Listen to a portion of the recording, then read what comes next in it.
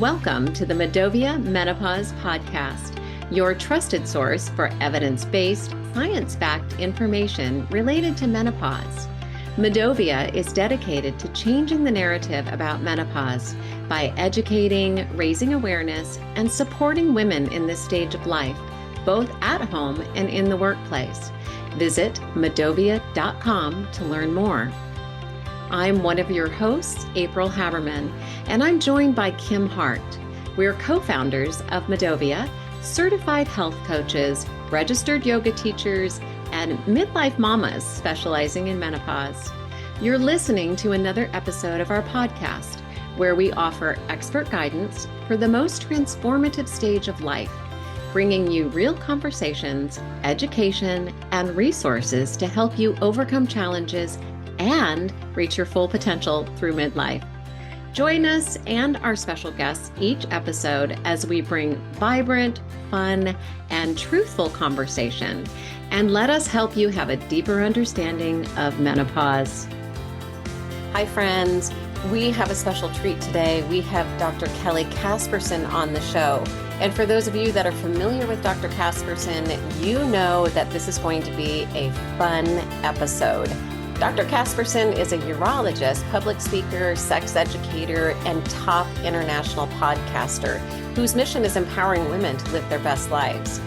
Dr. Casperson identified the need for better resources and developed a sex education class for women that covers topics like sexual health, intimacy, mind work, and the science of desire.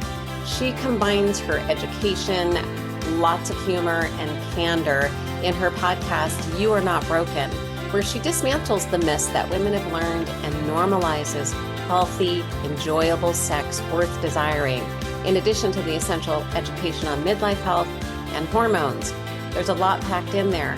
You can follow Dr. Kelly on Instagram at Kelly Casperson MD or follow kellycaspersonmd.com. Let's go right to the show.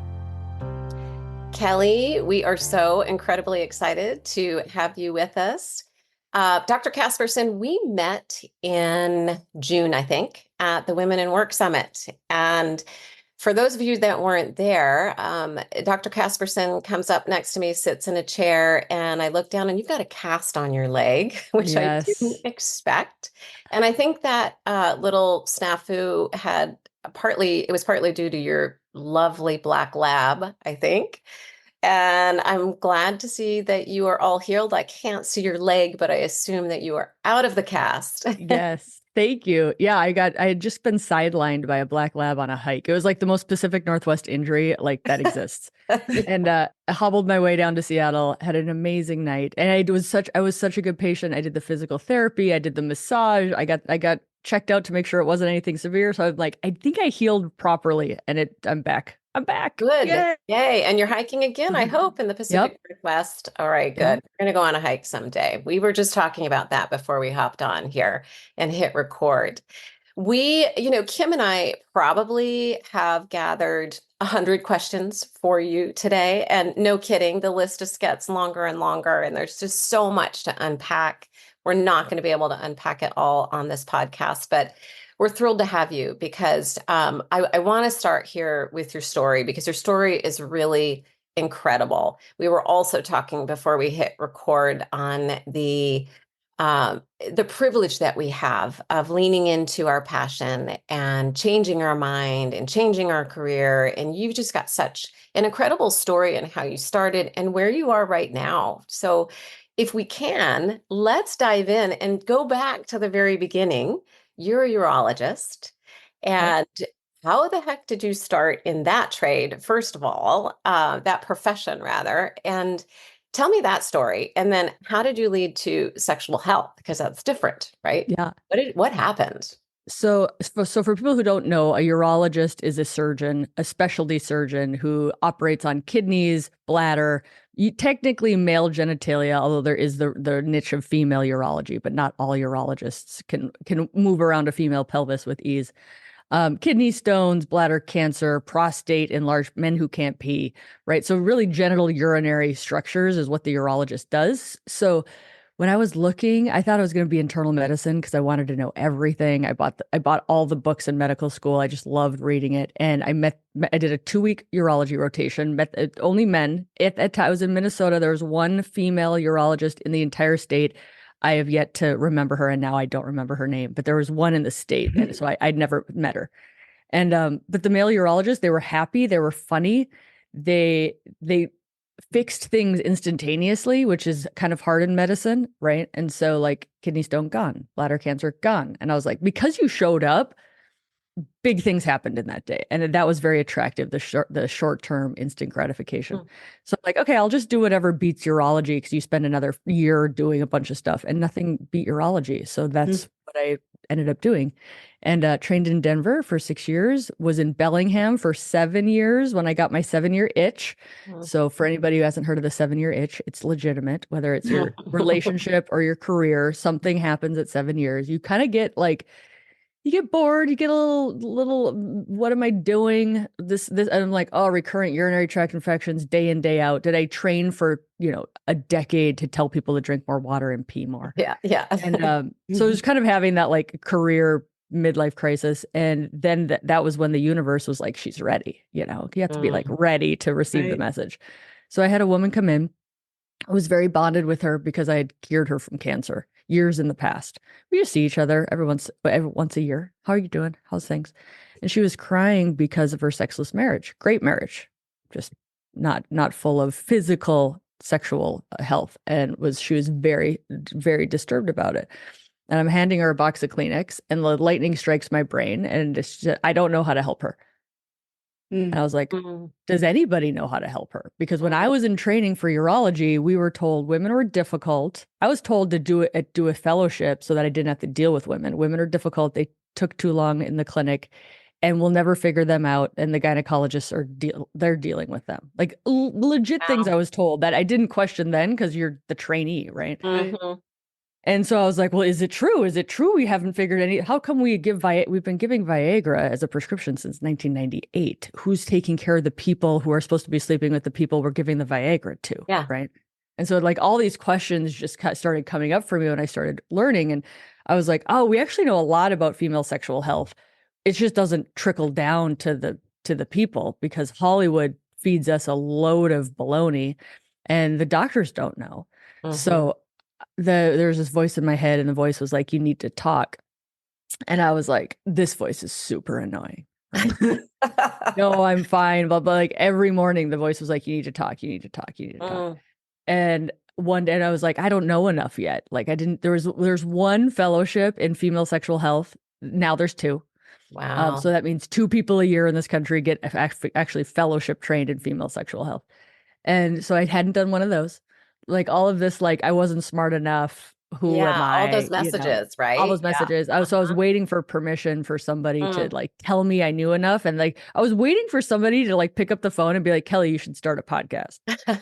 And like, it was so bad. Like I even knew who that person was. I was like waiting for permission. And so I got out of the shower one day and where all good ideas in the shower come from. Exactly. Lightning strikes again. And they're like, the only permission you need is your own. Do it. Go do it. So I was like, God darn it. Like, that's true. Right. So I started a podcast 4.5 years ago and it's doing very well. It's like usually in the top 10 of medicine on Apple. It's called You Are Not Broken. And it really started out with sexual health because that was my like, women need to be educated on this, blah, blah, blah. And so the book came out, You Are Not Broken, Stop Shoulding All Over Your Sex Life. Because people, it's like we have all these shoulds. Like you should have sex a certain amount of times a week. You should take this long to orgasm. You should orgasm like this, right? Like we have all these shoulds about what we think sex is. And so wrote the book. And really women started being like, yeah, but you know what happens with menopause. And I'm like, what happens with menopause? Right? And they're like, your sex life goes away. And I'm like, is that true? And so that was like the next deep dive of like what happened. I mean, I'm staring down the barrel at this. What the heck is coming, right? What's coming? And so it's then started to get into like, is that true? Are hormones related? Why are we so scared of hormones? What's the truth about hormones and breast cancer? And just started like digging deep on all of that stuff that kept coming up. And then I was like, Oh, because of the Women's Health Initiative, we are incredibly number Mm. one in the dark about what's actually happening. People just think this is a hot flash, right? They Hmm. have no idea that like it's a profound hormonal change. I say change because people get all moody when I'm like, it's the hormones go very, very low, and people are like, we don't like the word.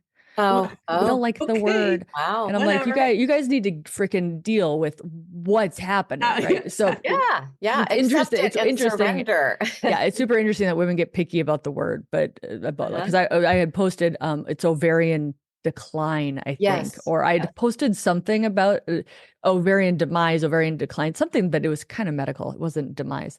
And people get all, and I'm like, you guys don't know what this is. Yeah. Like Yeah. that's what it is. And so really started educating about hormones and educating about fear and then started prescribing it in my clinic. And I'm a Mhm. urologist, so we give 10 times the dose of testosterone to men Right. like every Tuesday. Like I am not afraid of testosterone and I know what testosterone, how good it is for people. Yeah. So really started kind of becoming the like sex med hormone testosterone guru of the United States of America. Yeah, you really are. And And I roll want to just credits. There you go. note first, you do have a what do we call it? It's a new release of your book. Yeah, a You wrote. re-release. Okay, there you go. So it's a publisher bought the rights to the book and is now it's going worldwide. So it's in UK, Canada, Australia Oh my right gosh. now. We're Yeah. so Wow. excited. It's coming in Excited. September. So you Yeah. can pre-order that. I know you can. We're going to put that in our show I notes. did. Just super excited. I did too. And you're going to have all kinds of fun things with some, private conversations with anyone that's pre-ordered. And so we Yeah. can, right? Yep. Yeah. I'm pretty We'll put excited. all of that in the show notes. But I just first of all want to say I love the story. You went from urologist to sexual health expert. Now you're hormonal health expert. And I want to dive into testosterone, estrogen, hormones, because there are so many questions about that, as you just said. And you just said something that I don't think that our general audience might realize that males take 10 times the amount of hormone, testosterone that we do, right? But there's Yes. not an FDA approved testosterone for women that's dosed at that 1/10 of the Correct. male hormone, correct?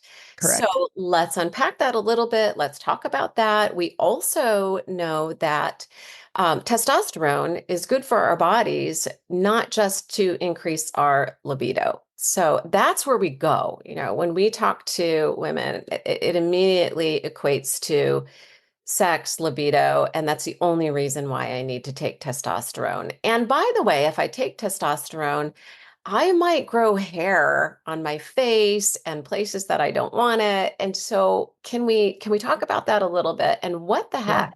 Why are there so many confusing messages out there on testosterone? Yeah, it's one of my favorite topics because you have to start we'll back up for the people because if I just come out of the gate and be like all women need testosterone, like I sound crazy, Yeah. right? Because their lack of education hasn't caught up to like where I am, or I'm like, how do you want it? Do you want to inject it? Do you want a cream? You want a gel? Do you Mhm. right? Like you have to catch up to where I am. So all bodies make testosterone. It was labeled the male sex hormone just by a bunch of male researchers because researchers were men Mhm. back in the day, and just got labeled androgen, which means if you look it up, it means the male sexual characteristics, but it's completely made up. Men make estrogen, women make testosterone. It's like calling insulin male or calling thyroid female. Of like, no, these are just things all bodies have. We just have them in different ratios. So the first part of the whole discussion is really cutting down these gendered terms that we used, which kind of puts these hormones in a box. Mhm. And it puts these hormones in a box of like, that's for him, this is for her. Side note, men have more estrogen in their bodies than women do after menopause. Mhm. Interesting. Yes. Men have, a level of 30 to 40 on average, and women have a level of like less than 10. That's estrogen after menopause.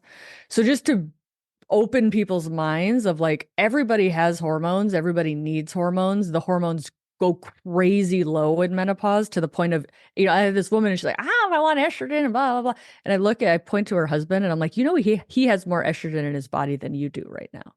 And that really helps him realize like, oh, Oh. I have a profoundly low level of estrogen now Mhm. because I don't think of him as having estrogen. But estrogen in men is very good for their bone health, is also really good for their libido and sexual health. They've got Mm. amazing studies where they knocked out men's estrogen and they're like, eh. That's Right. interesting. So, but you don't go around with the stereotype of like estrogen's great for men's sex lives. Right. Right. No, So never Right. heard it. you have I to have back never up. heard that either. Yeah. So you have to back up and be like, okay, so now we know everybody makes testosterone. And the other thing we need to know is before menopause, so when we're having normal cycles, our women's testosterone level is 4 times our estrogen level. Mm. We don't know Crazy. that either. No, right. Right. So we're always told, the other interesting thing is you can't make estrogen in your body if it doesn't go through the testosterone pathway. So you take cholesterol and then cholesterol goes into all of these hormones. It first has to become testosterone before it becomes estrogen. Hmm. People think these are like separate floating things. It's Ah. like, no, we get our estrogen from our testosterone, From which our is testosterone. which is 4 times what our estrogen level is. It's important. It's important, but our body doesn't just use testosterone to make estrogen. We also we have testosterone receptors in our brains and our bones and our muscles, everywhere else. So that's the spiel of like, okay, now we can talk about testosterone in women and actually using it as a pharmacologic drug. Once we understand, I'm not trying to take something that a man has and put it in your body that you've never seen before. The other interesting thing to know about testosterone is it doesn't fall off a cliff when your periods stop. Testosterone starts declining from our 20s and really kind of has a gentle slope down into our 40s where it stays low. Now, the interesting thing, and we need more data on, but we're finding that women in their 70s, their testosterone starting to rise again naturally. Oh, we don't know why. We don't know why interesting. that's important or why that's happening, but we think those women tend to have more heart protection from it. Wow. Interesting data on natural testosterone levels when you're older and risk of heart attacks, heart disease. Yeah. So that's infancy research because nobody was really looking testosterone in 70-year-olds. Yeah, that's fascinating to me. Yeah, so testosterone it goes down slowly from 20 to 40, stays very low, and then in some women will start to rise again much later in life. But we do not have an FDA-approved product for it. The FDA, there's I don't know how else to say it. There's a strong gender bias, right? We have multiple forms of Viagra FDA-approved since 1998. We just got 2 FDA-approved medications for women's low libido a couple of years ago. So we're horribly behind on equity and equality when it comes to equal issues. So men have an FDA-approved, they have about 20 FDA-approved testosterone products. Yeah. And we have 2, did you just say? No, for well, we don't have testosterone, any we have 0. FDA-approved testosterone, right? Testosterone, we have 0. And look at the numbers. About 15 to 20% of men, that might be generous, will use a testosterone product because not all men get low testosterone. What percentage of women get low testosterone? 100%. All of them. So if my math was mathing, we would have more products available than the men do. Now, the other gender issue with the FDA is male testosterone's FDA approved for hypogonadism, low hormones. Why do you take hormones? Because your hormones are low. The FDA has said, and it will happen, that when we get a FDA-approved testosterone dose for women, it will be approved for low libido. And that's it. That's it. Okay. Yeah. That makes me mad. It should make you mad. And so in Australia's FDA, they have their own FDA, but they're FDA approved for low libido in Australia. And so women come to me and they're like, should I lie to my doctor? Should I say I have an issue with my sexual health to get this testosterone? And it's the tail wagging the dog, right? Because like, well, the most data we have is for low libido. Why is that? Because the FDA said they'll approve one for low libido. Right. So the research follows what you're actually going to get it approved for. We have other data for testosterone, and you only have to talk to a woman who takes testosterone who understands how great she feels, and this is not just for sex. And the other thing to step back of is like, what's libido? Libido's a mood. Where do moods come from? Moods come Mm-hmm. from our brain. Mm-hmm. Okay. So testosterone works in your brain. Yes. Yeah. Yeah. And there's a big role in cognitive health, clarity, thinking. I mean, so many women are like, I'm faster. I'm quicker. The world's Wow. more in color. I'm asking more questions. I'm more curious. My German I learned as a kid is coming back. My math is faster. Like Wow. it's a brain hormone. Yeah. And to say it's libido really is like, you guys, libido's in the brain. Where do you think libido is? It's not in your Yeah. thumb. And It's it's not in so your thumb. limiting. It's just so limiting. It's And that's and what's so frustrating, how right? sexist is it to say like I'm going to give you something for your interest in sleeping with somebody else? Yeah, Right. that's crazy. Right. It's So- nuts. Like people should be, I only have to open my mouth and actually like explain all this, and then people are like, "Who do I Sign write?" me up. And I'm Yeah. like, Yeah. write your legislatures, write the FDA. It matters, right? Insurance companies won't pay for your testosterone, but they'll pay for male testosterone, and they'll pay for people who are transitioning to male testosterone, which, by the way, it's not FDA approved for, but that gets covered. And so women have to be loud to say, I want this. Women pay more out of pocket for their healthcare than men Mhm. do. Oh yeah. Mhm. And this is one reason why, is because they're like, we're not going to cover it. It's not FDA approved. Yeah, so much is not covered. I remember when I was taking birth control. I mean, this is aging me, but I don't care anymore. They didn't cover it, right? So Yeah. here we are in 2024, and we're still having the same conversations, and that's incredibly frustrating. So Yeah. what do women do if there isn't an FDA approved testosterone and we don't understand how testosterone affects our body? What do we do? Right? So here we are, and we go to the doctor, and they might say, well, you need hormones, but I have never had a doctor talk to me about testosterone. I It's just had a always whole estrogen and progesterone. I mean, it's just yeah, that's always. And I just had a whole blood workup done on everything, on everything. And on the hormone piece, testosterone was not on there. I was looking again this morning as we were preparing for You're like, this, because I was like, where and I love my doctor. She's super smart and would like do the right thing, but it seems like I need to specifically ask uh-huh. for my testosterone to be checked. You Yeah. do. So Yeah, that's you do at this point. I listen, I went to medical school and didn't learn that women had testosterone in their bodies. And it was probably only like 3 years ago where I learned that we have more testosterone than estrogen in our bodies. Mhm. Like, shut the door. So Mhm. unless you're like, I'm innately curious about these topics, right? And so my level of education now is not where I was when I got done with Yeah. medical school. And so doctors have to be innately curious, or they have to learn from other doctors, because once you're 10, 20 years in practice, you're not learning new things Yeah. unless you're like very interested. But this is how the change happens. Women go in and they request and they ask and they demand and they repeat themselves. Mhm. Because I've had many doctors come to me and they're like, listen, I need to learn this now because women keep coming in. Right. Yeah.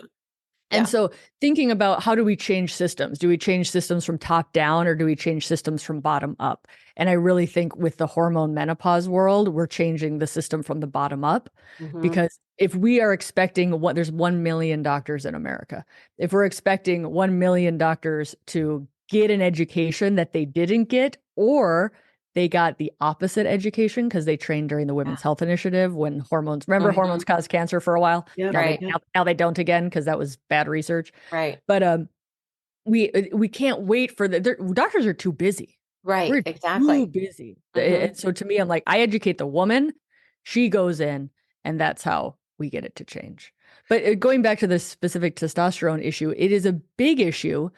And this is kind of where the pellet wellness clinics Yeah. Let's come talk in, about this. Yep. is because our healthcare system, number one, doesn't pay for these products. Number two, isn't educated about these products. Women will go to these clinics where all they offer is pellets. Mhm. And to me, I'm like, if you only offer one type of hormone, you're not a hormone expert. You're a one-trick pony, and you're Right. making money off those. And you're pellets. making a lot of money. Right. Uh-huh. Right. But I get it. I understand Yeah. why women go, Mhm. and some women do very well. If everybody did poorly, they'd shut down. Yeah. Sure, Yeah. sure. So some Exactly. women do very well, but pellets are super physiologic. So they're going to take you, if you're already in a low state, and now I shoot you past normal and I put you up really high with these levels, whether it's estrogen or testosterone. side effects happen. Mm-hmm. And Because you're then, getting a high dose fast and quick, right? yeah. So, Yeah, my analogy is like, we live at sea level. If uh-huh. you fly me to Everest Base Camp, I'm going to fall over. Yeah. Right. Like I'm not used to it. But like if you fly me to Denver, I'll probably be pretty happy in Denver. Like Denver's Yeah. okay. Oh, I'm so going to use that. Yeah. Right. And so to me, I'm like, get to Denver. Then there are some people who like going, they might want to go to Nepal. But like a lot of people are happy at Denver. Yeah. So you hang out there. But yeah, so the side effects can be irreversible. Really high doses of testosterone, enlargement. So really high doses, think, 10 times the male dose. But high doses, you can get enlargement of your Adam's apple. You can get irreversible clitoral enlargement. You can get, androgenic alopecia, which is male pattern balding. Mm. And so again, not everybody. That's why Yeah. these places exist. They exist because Western medicine's failing people, insurance companies aren't covering it, and women want to feel better. Yeah. I get why they go there. Yeah. I just don't think it's the most comprehensive, best way to get your hormones. Yeah. Go ahead, Kim. How can women advocate for themselves? You were saying like, show up and ask for it, but you're doing a lot of education, and we want to talk about your book too. Very important work that you're doing there. But how should women think about how do they get informed? How do they ask for what they want? How do they help change it? Like you said, ask the doctor, but what would you tell our audience about really how to move the dial? I mean, to me, I'm like, there's good people, whether I always ask women, how do you like to consume your content, right? Do you like to listen? That's a podcast. Do you like to read? That's a book. Estrogen Matters is an incredible book about hormones. My book for You Are Not Broken for Sexual Health, to advocate in the office for sexual health is very uncomfortable. The doctors are uncomfortable. The patients uncomfortable. Everybody's uncomfortable. Yeah. So you can say, hey, I've read this book. I brought this book in. And for when women come and see me, like I've made my job really easy by working really hard. Because now when women come see me, they're educated. They've listened to my podcast. They've read the book. They're on my Instagram. They're like, let's go and have this conversation. Exactly. They're not scared about, you have to get over so many barriers. You have to get over the fear of hormones. You have to get over, so many issues and navigate. I didn't even know hormones got low right? Like this education before you can say, you can go advocate, right? Yeah. And so to like when women come see me, they're just ready to go because they've done that already, Right. And it's more fun for me because now we can just talk about really high level stuff or like other cool stuff. So it's education first. Then you can't be empowered about this stuff if you don't know, right? Yeah. So education, then empowerment. Yeah. Then And I think there are a lot of hurdles still. I mean, you mentioned the study in 20 years ago that is still scaring the dickens out of women right now about hormones. And we're still having that conversation with women that hormones are safe. So I mean, barrier and then, right. And then. So advocating, I think, comes back to education. I agree. Yeah. And knowing who you're seeing, right? Which is not always easy, especially if your insurance is limiting to you to be like, these are your 5 doctors you get to choose from. But so seeing somebody who's experienced in sex med, that's probably the best tip is sex med docs. And if you go to ISWSH, International Society for the Study of Women's Sexual Health, ISWSH.org, you can type in your zip code. Okay. So what a sex med doc, why they're so special is number one, they're comfortable talking about sex. But number two, they understand the role of hormones in sex life. So they're usually pretty proficient at hormones as well. Okay. So that's kind of your like 2 for 1 for being like, they've already had this conversation 10 times today. Right. It's going to be awkward no matter what. Like, I get it. It's hard to talk about personal stuff, but like seeing somebody who's like, yeah, I do sex med and hormones, it's a heck of a lot easier. Yeah. I mean, the other thing, if, for primary care, there are 74 million midlife women in this country. We need all doctors on board with this, right? We need everybody. But if you don't have a relationship with a doctor, which I think the doctor relationship in this country is at its worst all-time low, because people move and jobs move now, and like you're not in a community like you used to be. Right. And so, I'm fortunate. I've had my primary care doctor for years. She knows who I am. She knows what I do. So she's very willing to she's like, Kelly, just tell me what you want. Right. Right. But not everybody has that. And not, especially if you have a doctor who doesn't see a lot of menopausal people. Right. Doesn't think that anything happens with the vulva with menopause, right? Like somebody who knows what happens to your sexual health and your hormone health as your hormones change is incredibly important. And the relationship is important. They trust you. They know you're going to come back. They know, you're not asking for something crazy. And like, that's a relationship. And I think for hormones, be like, can I try X, Y, and Z? I will come back in 3 months. We'll adjust as needed. Those are the magic words when you ask a doctor for a prescription. Okay. Can you say that again then? We're going to try. Can we try X, Y, and Z? I will come back in 3 months and I will tell you how I'm doing and we'll adjust as needed. Okay. That is the magic word for getting a prescription. Okay, we're going to add that to our resources as well when we do our training. Really, because we talk to women about how to approach your doctor and how to best prepare for those doctor visits. And this is really great information for them to advocate for themselves.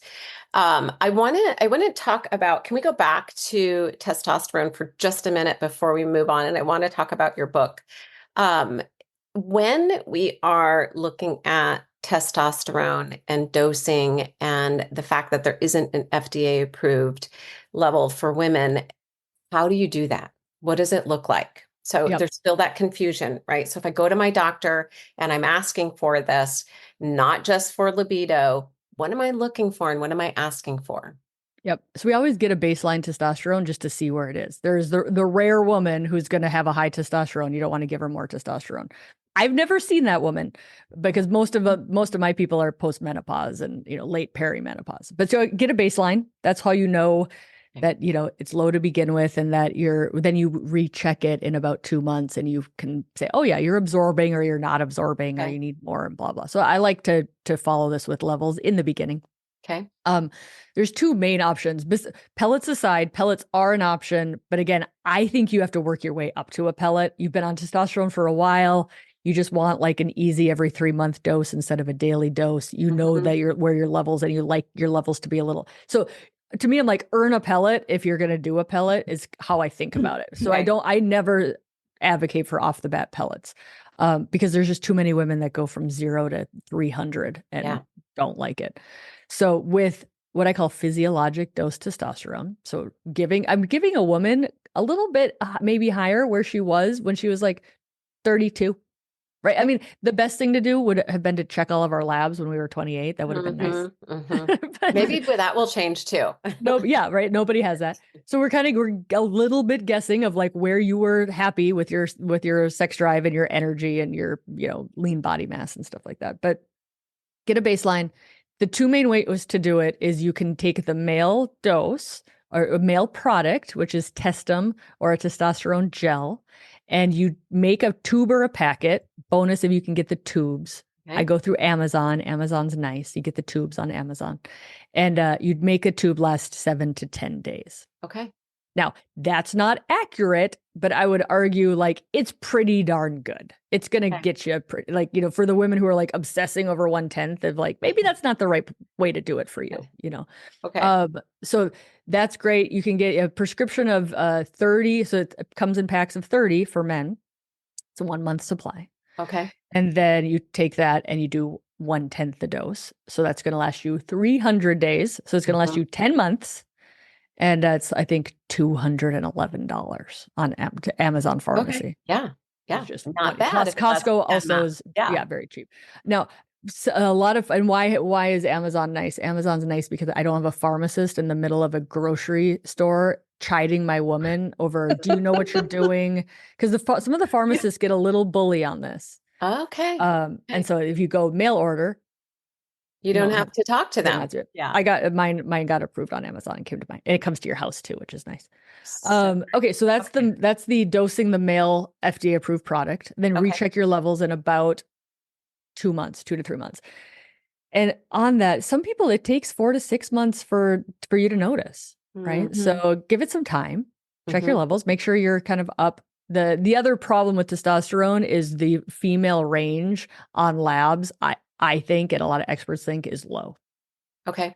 So if a female lab dose they're going to say anything over like 30, 35 is a high testosterone. I disagree. A lot of studies show that women do really well in the high double digits to 150 Okay. without getting a lot of side effects. So you have to kind of go to somebody who knows how to interpret these labs, because I don't even think the labs are that accurate. The Quest labs, for example, their female testosterone range is based off of one paper. Oh, wow. So you have to understand your labs, right? You have to understand why your lab says what's normal and what's not normal. So recheck your labs, but do give it 4 to 6 months. And they say if you don't notice that any improvement in symptoms after 4 to 6 months, you can stop. Yeah. Okay. Now, I might argue, because I'm the hormone expert, testosterone's helping your bone, testosterone's helping your heart, testosterone's helping your brain. You can't always feel those things. That's long-term health, right? And that's another podcast for the preventative use of hormones, right? Which is kind of, that's where the thought leaders are now, right? And it really mainstream is like, what symptoms do you have? Do we help your symptoms? And then the thought leaders are like, let's think about your whole health span. Right. You can't feel your insulin working, but you'd like to know that it's working on the right. Same thing with the sex hormones. Right. So that's male testosterone, FDA approved. The other way to do it, which is easier, is get it compounded at a compounding pharmacy. 5 milligrams a day, 1 pump, 90 pumps. There's your 3-month supply. It's about $70. 1 pump to your leg every day. Easy. I kind of like the pump. Yeah, it's a lot more idiot estrogen spray. I'm like, let's just. You like the once a day? I like the once a day because I don't have to think about it. I don't have to do math. I don't have to figure out what day it is and did I take it, and all of that. So that sounds better to me. And my opinion about this is 100% of women will have low hormones. We should have 20 different product options. We should have 30 different product options. Like the fact that for estrogen we only have 4 options for something that affects 100% of people. To me, I'm like, where's the innovation? Yeah, it's there, and there's an opportunity. I know but they jack up the prices. I want a ring. Right? Why? I want a vaginal ring that has testosterone, estrogen, and progesterone in it. I was going to ask you the question. Sign up if I got to design something, right? That's what I would design, because then it would cover my vulvar, bladder, vagina, all of that, those structures too. Yeah. That would be the best. Because we haven't even talked about that. We haven't even talked about the vaginal atrophy. I know you're a huge fan of that being preventative medicine as well, right? We need that vaginal estrogen. Why even wait until we're having painful sex? That's the big question. Why are we waiting? After? Yeah. I think we wait for 2 reasons. I think we wait for 3 reasons at the time. The first reason is Western medicine is very good at treating disease, not preventing it. And if I'm a doctor who's into preventing it and you come into my office and I'm like, oh, you're 45, here's your vaginal estrogen. I've got 8 more minutes to talk to you about it. You don't know what estrogen is. You still think estrogen is going to kill you. Yep. Your insurance might not cover it. You are uncomfortable talking. Like, it's a big ask to be preventative for the average person, right? But to me, I'm like mammogram, colonoscopy, vaginal estrogen. Here you go. Because the average, so that's number 1. Number 2 is sex is difficult to talk about, right? How many women come see me? They've stopped having sex 8 years ago. Right. 8 years ago, 6 years ago, 5 years ago. This isn't like a sex hurt once, I'm going to get it checked out. Yeah. Which is what men do. Men are like, erections were iffy one time. Checking this out. Right.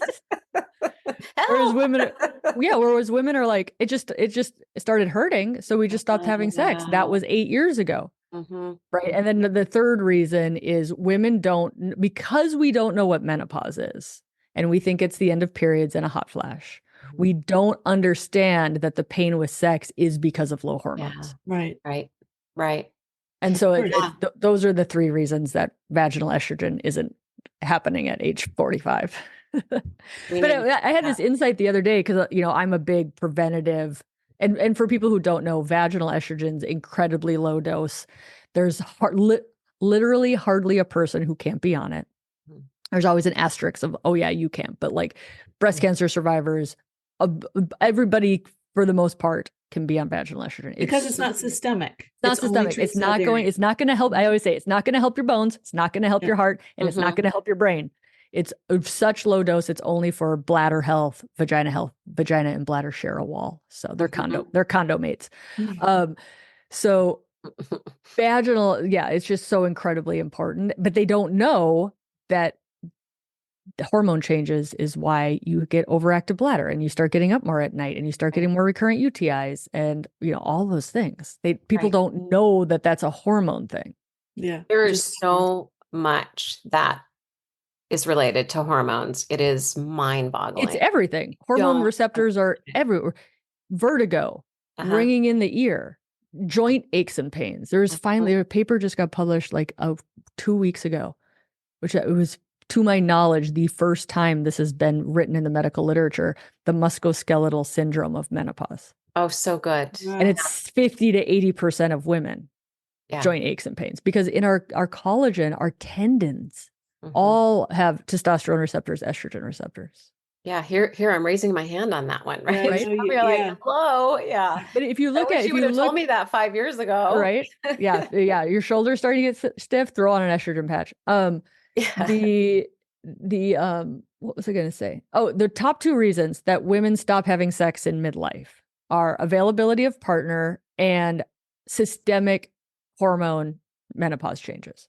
Hot flashes, night sweats, poor sleep, joint aches and pains. You don't feel good. You don't feel like yourself. Right. Right. And so that libido follows that. Right. And certainly if you're having pain, dryness, issues with penetration, you do not want... women will come in and they'll be like, I have 2 problems. I have pain with sex and low libido. And I always like to take problems away from people because you don't need more problems, right? And I'm like, no, you have 1 problem. You have pain with sex. You can't expect a libido to happen. That's right. When there's pain with sex. Yeah. So I'm like, you fix the pain with sex, you make sex fun again. Yeah. Libido can follow. And there's good news. There is good news, right? We have hormones. We have things that can help with all of these challenges. So that's the good news. Yeah. And I think my perspective, this is all good news. Yeah. People are like, we're getting older. I'm like, damn right you are. It's a freaking blessing. Yeah, we get to, right? We get to live longer. This myth that we have to deal, like, that it's like some burden. And I'm like, 200, 300 years ago, the privilege of living past 47, like, it was not universal. It's universally accepted that you're by and large going to go through menopause now. Yeah. That was a privilege offered to very few until very recently. And I like to remind people of that, of like, we're figuring out aging on a global scale for the first time ever. Yeah. Yeah. We did, like, to me, all of this is a privilege. I'm like, oh my God, I have to floss. It's like, yeah, because you still have teeth. Yeah, like, it's a privilege, right? Like, oh my God, I have to wear a seatbelt. Like, you don't think about, it's like a privilege to drive the car and you know what makes it safer. And so I think, and it's just that little healthy dose of like reframing of like, oh my God, to have the opportunity to be on this earth for 80 years. Yeah. That's brand new. Yeah. It is. And you're right. It's a privilege. And I do think that reminder and shift in perspective is incredibly important. Yeah. I mean, I just like to break down everybody's limiting beliefs, right? Because they're like, hormones aren't natural. And I'm like, you have shoes on. Yeah. You have heat, right? Like, you have glasses. Yeah. Like, why? And people will say that about sex too. They'll be like, I have vibrators. You just seem so unnatural. Yeah. And I'm like, I have 2 vibrators for my mouth. I have like an electric toothbrush and a water pick. Like, why are you picking your natural for this one thing in your life? Yeah. You have a mysterious magical internet that comes into your house and you can buy pants. Right. Like we're living in magic at this point. And for people who get all like naturally with hormones and sex, I'm like, you're picking, get rid of the internet then, because that's not natural. Nobody's going to get rid of that, right? Like, so it's like you just change people's their moody perspective a little bit to be like, it's kind of a good reminder. It's good. It's a good reminder. Yeah, it is a good. But reminder. I mean, to me, I'm like, we have a new responsibility to age well, because never have we put a body through 40 years of low hormones and expected the bones not to break. Right. Like the risk of hip fracture for us now is legitimate. Yeah. Because we're going to go 40 years without hormones. We're learning how to do that. We're learning how to do it. We're learning how to age on a global scale for the first time ever. Yeah. And And I if think you, that's what our age group is doing, right? yeah, I think we really are, we all have daughters here. We want that to be different for them. And we're changing that and we're learning so that they can grow older better. I think a lot of us are watching our parents and Yeah. we're starting to say, I don't want that. Yeah. I Exactly. agree. Yeah. Mhm. Right? How does that not happen? And the truth is, you have to start now. Mhm. You can't start when you're 73. Right. You can. Some people do. I do start older people on hormones. That's another podcast episode. Yeah. But by and large, protect your bones before they are weak. Right. Protect your mind before it's having issues. Right. Right. Right. And again, it's a mindset change because in Western medicine, come see me when your hip breaks. Come see me Right. when you have dementia. Women are saying, I don't want to do that though. What can I Mhm. do to prevent things? I'm like, Right. if there was a drug that men could take that made them live longer, decrease the risk of colon cancer by 30%, increase their lifespan by 3 years, decrease the risk of heart attack by 50%, decrease the risk of all bone fractures by 30 to 50%. Do you think they would be on this drug? And everybody's like, Exactly. yeah, a dude would take that. Those are good. Oh, Yeah. decrease your risk. If you have prediabetes, it decreases your risk of diabetes, Right. developing that by 30%. Mhm. Mhm. Everybody would be on that drug. It's called estrogen. What are we questioning? Yeah. Right. What are we questioning? Seriously, what are we questioning? I'm going to ask you this question because I really want you to say it because you're a doctor. If I say it doesn't have the same Uh-oh. level of respect, but No pressure. I want No to ask pressure. you a question here. So, for the record, you just talked about preventative care, right? Why not take these drugs, estrogen, as a preventative medicine for all of these things that you just mentioned? What age? And I know that that is really hard to say, this particular age range, let's just say age range, would that be? What Yeah. age range would that be? Well, average age of menopause in America is 51. Hmm. We know your hormones don't fall off. This is the other myth of like that periods are irrelevant. I got some heat for saying that on the internet the other day. But like people use periods as a marker Yeah, of for then now it's everything. okay to Hmm. start they're irrelevant. Yep. They're like you've got a little bit of some hormones sometimes when you're still having a little bit of periods, but it doesn't like there's no cliff that you drop off of. The new push now is we are severely undertreating our perimenopausal women. Hmm. Massive suffering, and many people would argue more suffering Yeah. because the body's very sensitive to changes in hormone levels. Mhm. Once your hormone levels are just flatlined, like it actually things mellow out a little bit. Not Right. entirely, your bones really start taking a dive, like the heart disease, the things you can't see, but like mood, sleep, hot flashes, joint aches and pains, like the perimenopausal woman, because of the fluctuation, is suffering without help Mhm. the majority of the time. So, Right. but by preventative, if we're having the preventative question, some people would argue perimenopause because the biggest rate of bone loss is in the final years of perimenopause. So you could argue that. To me, I'm like, listen, by mid 50s, start having the Yeah. conversation. Yeah. I And you, asked that and you, question because there's often, well, I asked it for several reasons, but we often hear from women, I don't need to worry about that right now. I don't need that information because I I've think already been through that, it. yeah, or I am. well, either you're postmenopause and I don't need to worry about, oh, I've been through that. I don't need that. I yeah, don't they need think it's ended information. because You're like, they don't wait know a what it minute. is. Right. Or yeah, the perimenopause stage, right? Like I had no idea that all of this was happening to my body at this young age. I never thought that I would have to think about menopause and hormones when I was late 30s, early 40s. And I went through early menopause. So smack me in the face, right? Like, oh, yeah, yes, you actually do need to have those conversations, April. So I do think it's important. And that's why I asked it. So thanks for I mean, we all setting have the that record straight. bias.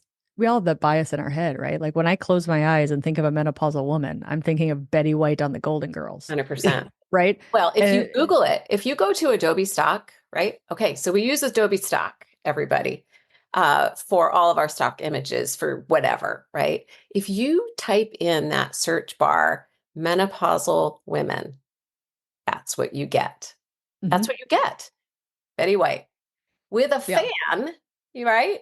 Like waving herself. Yeah. because And she's having this untreated horrible and hot untreated, flash. and And you're like, untreated. Yeah. come on. Yeah. I mean, the myth that women, our bodies were made for suffering. Yeah. So we should suffer. Like it's a very oppressive language. Yeah. We don't have to suffer. And it comes back to No. And there is help and advocate for yourself. it's, it's kind of like advocate for yourself. yeah, it's kind of like the body positivity world of like, Yeah. just get to neutral, just get to where you accept your body. It's like, no. You can actually feel really good. Yeah. Right? Like it's like good. this like good enough to be neutral of like, no, you can actually love your body and you can actually feel good Right. when you're this age. You might need to do some things, you might need to prioritize your health. And I think that's the important takeaway also, like for both for sex and for hormones is like, these things don't exist in a bubble. Like hormones are nice, but that's not just your sex life. That's not just men. Like you need to exercise. And for sex is like, you need to know how you get turned on. You need to set aside time for that. You need to work on your mindset about what you think sex is. Like, it's not just like, here's some vaginal estrogen, enjoy sex. Of like, if you think hormones are the only thing, you are going to be disappointed. But hormones are tools, they're messengers, and they can be profoundly helpful. But you still have to do all the other things. Yeah. You have to do some work. You have to do some self-reflection. You have to take the time and pause. And sometimes we're scared of that. And sometimes we don't give ourselves permission to do that. But well, and Kelly, you said when I heard you speak at the Women in Work, you said you ask women in the when they come to your office, what do you want? And it made such an impact on me to just like, I even ask that question about what it is that you want. And that so many people are like, I don't know. We haven't asked ourselves. We haven't asked ourselves. So yeah. Thank you for that. And I do want to just kind of like chime in and say, yes, you've made a huge impact on Kim with that question, because it keeps surfacing since June, Kim, right? I mean, like she keeps coming back to that, and I'm like, really important question. I mean, it's I think ancient philosophy or lots of self-help of like tune in, because your body, because you do know. You do. You got to get quiet, and you might have to try something other, but you like, that's the magic of it, is like, you do know. And I think for some people, they're like, they've just been telling themselves they don't know. It's like, you do. Or don't know how to listen. Like you, when you heard I need to speak, you were like, no. And then you kept hearing it, right? Yeah. Just quiet enough to listen. Oh yeah. That's a good way to end this podcast. So I was at a conference, I was at a physician conference about a year later. I had started the podcast, blah, blah, blah. And the voice got quiet. For those who are listening out to that end of that story. So the voice, she got quiet. And there was somebody speaking at the conference, and they said that what that voice is your future self pulling you forward.